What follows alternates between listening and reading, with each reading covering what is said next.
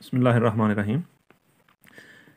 आज हमने पढ़ना है properties of norm. Properties of norm. नाम हमने थोड़ा सा पढ़ा था, तो आज हम इसको मज़ीद डिस्कस करते हैं और फिर उसके बाद हम इसकी एप्लीकेशंस भी पढ़ेंगे। तो नाम क्या होता है? एक फंक्शन होता है। नाम इज़ अ फंक्शन। नाम इज़ अ फंक्शन। ठीक हो गया? ये एक फंक्शन होता है फ्रॉम। अब ये फंक्शन है तो फिर एक सेट से दूसरे सेट में होगा।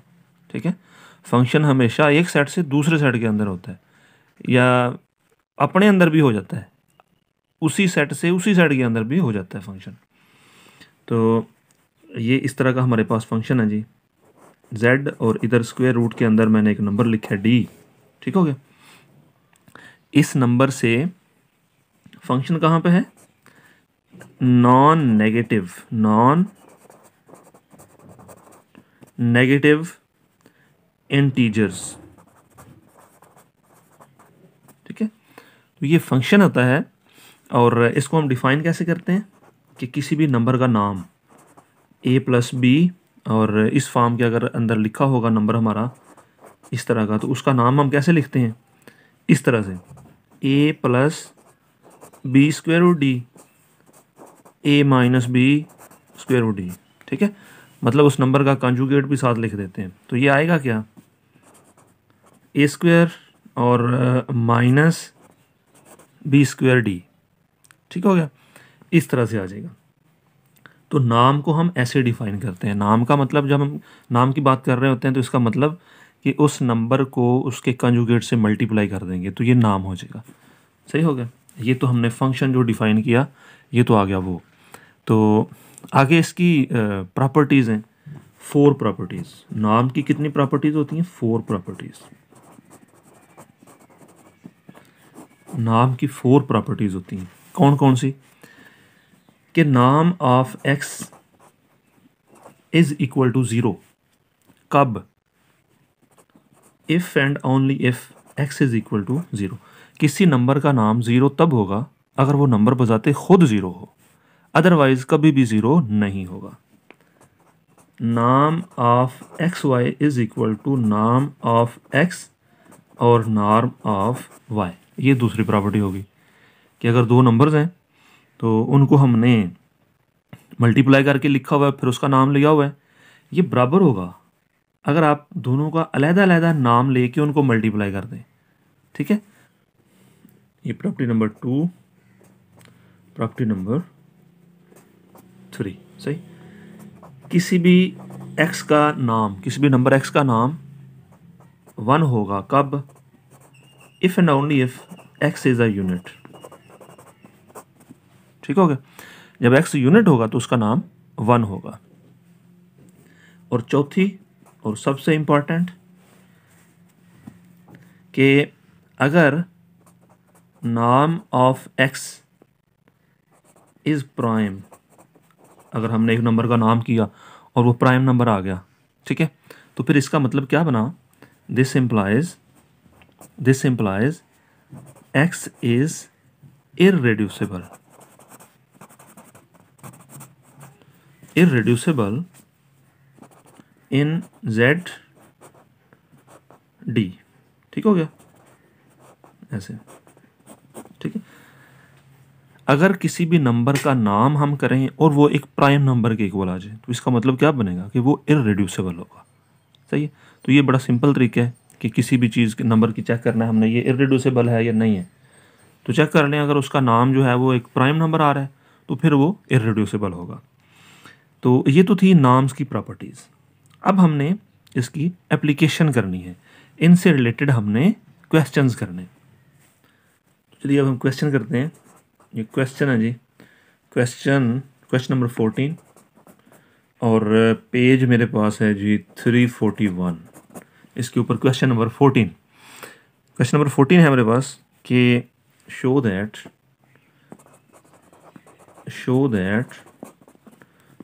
1 minus iota is irreducible over या इन जेड आयोटा। ठीक है, जेड आयोटा के अंदर हमने ये शो करना है कि 1 माइनस आयोटा ये इरेड्यूसिबल है। तो हम क्या करेंगे, हमने ये जो नाम की प्रॉपर्टी नंबर 4 पढ़ी है ये वाली, इसके मुताबिक इसको सॉल्व कर देंगे कि नाम ले लेते हैं इसका, इस नंबर का नाम कर लेंगे। अगर प्राइम नंबर आ जाता है तो इसका मतलब ये इरेड्यूसिबल है। तो इसका नाम करें जी, इसका सोल्यूशन करते हैं जी। नाउ नाम of 1 minus iota is equal to 1 minus iota into 1 plus iota. ठीक, अब इनको मल्टीप्लाई करें तो 1 स्क्वायर माइनस आयोटा स्क्वायर, ये बना जी 2। ठीक, सिंस 2 इज प्राइम, 2 प्राइम होता है, तो इसका मतलब क्या बना, दिस इम्प्लाइज जो हमारा नंबर है ना जी जिसकी हम बात कर रहे हैं 1 minus iota is irreducible in Z iota. ठीक है, जेड आयोटा के अंदर ये इरेड्यूसिबल है। जेड आयोटा मैंने आपको बताया था कि ये गॉसियन इंटीजर जो हमने पीछे पढ़ा था कि ये a plus B iota type के नंबर होते हैं और इसमें और भी दोनों z के मेंबर होते हैं। ठीक है, तो ये इसकी एग्जांपल थी। अच्छा, अब ये जो पॉइंट नंबर 4 है, ये प्रॉपर्टी नंबर 4, ये बहुत इंटरेस्टिंग है और इसको हमने अप्लाई करना है और इसी का हमने इस्तेमाल ज़्यादा पढ़ना है। तो यहाँ से हमें ये पता चला कि अगर नॉर्म प्राइम आ जाता है तो फिर x इरेड्यूसिबल होगा।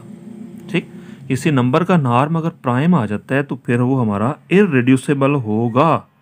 सही, तो अभी हमने इसका कन्वर्स भी पढ़ना है, इसका कन्वर्स भी देखेंगे कि वो कन्वर्स भी इसका सही साबित होता है या नहीं, तो वो भी देखते हैं। तो चलिए एक और कर लेते हैं एग्जांपल, एक क्वेश्चन कर लेते हैं। प्रॉपर्टी नंबर 4 हमने नाम की क्या पढ़ी थी कि अगर n of x is prime, इसका मतलब ये बनता है कि वो नंबर हमारा इरेड्यूसिबल है,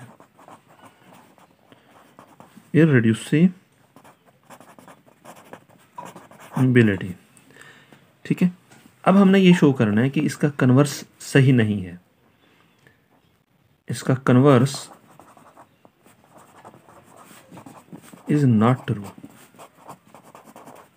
ठीक, कि अगर कोई नंबर इरेड्यूसिबल है तो जरूरी नहीं कि उसका नाम भी प्राइम हो।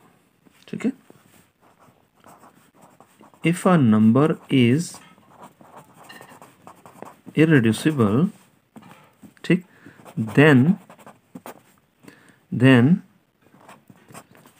it is not necessary that its norm is prime। मतलब इसका कन्वर्स ठीक नहीं है।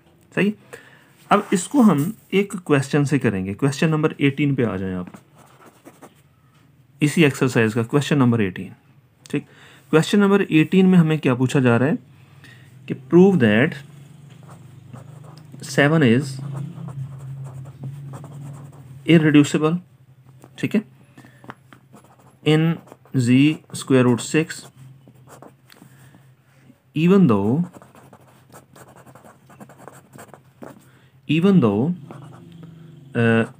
norm of 7 is not prime।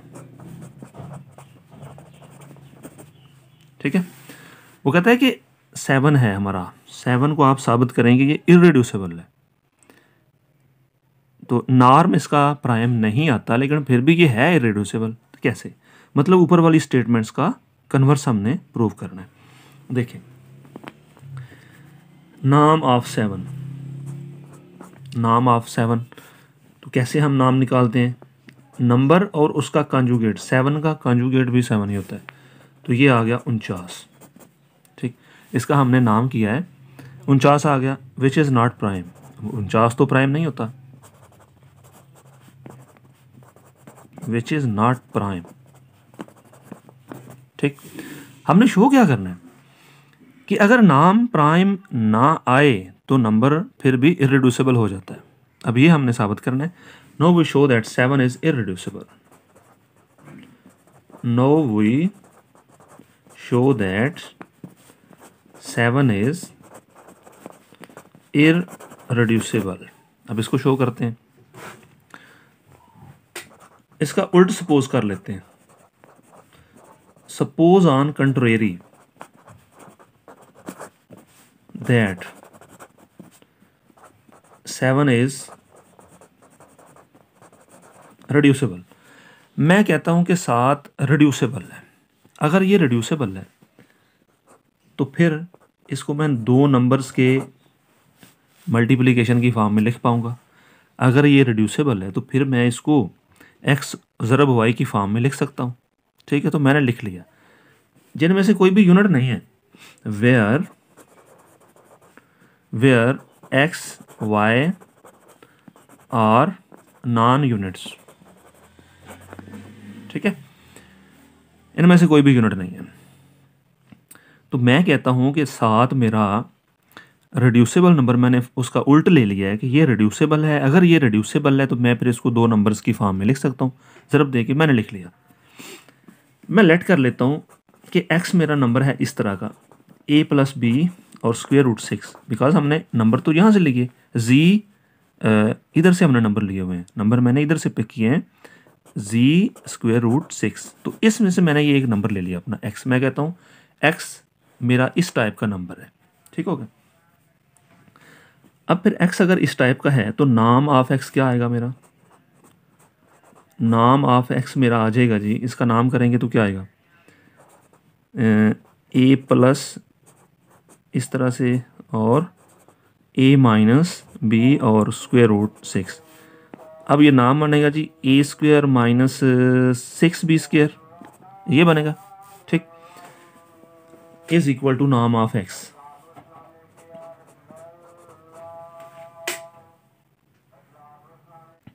जो मेरा नंबर है वो क्या है? 7। ठीक है, उसका मैंने नाम किया तो वो आया 49। ठीक है, मैं लेट कर लेता हूँ कि जो मेरे नंबर है ना a और b, वो मैंने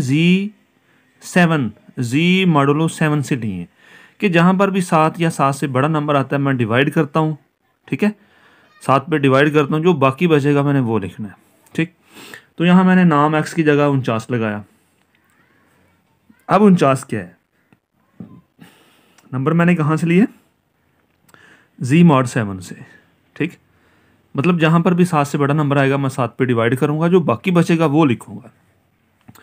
तो 49 को 7 पे डिवाइड करेंगे तो 0 बचा, वो लिखा। अब इसको जब सॉल्व करेंगे तो मेरे पास 6 is equal to this one आ रहा है। ठीक, 6 is equal to a over b whole square आ रहा है। तो 6 को तो हम स्क्वायर की फॉर्म में लिख ही नहीं सकते। ठीक, कोई भी नंबर नहीं है कि जिसका स्क्वायर करें तो 6 आ जाए। तो मैंने 6 को देखें ये शो कर दिया कि इसके इक्वल आ रहा है। तो इसका मतलब our supposition is wrong. This implies,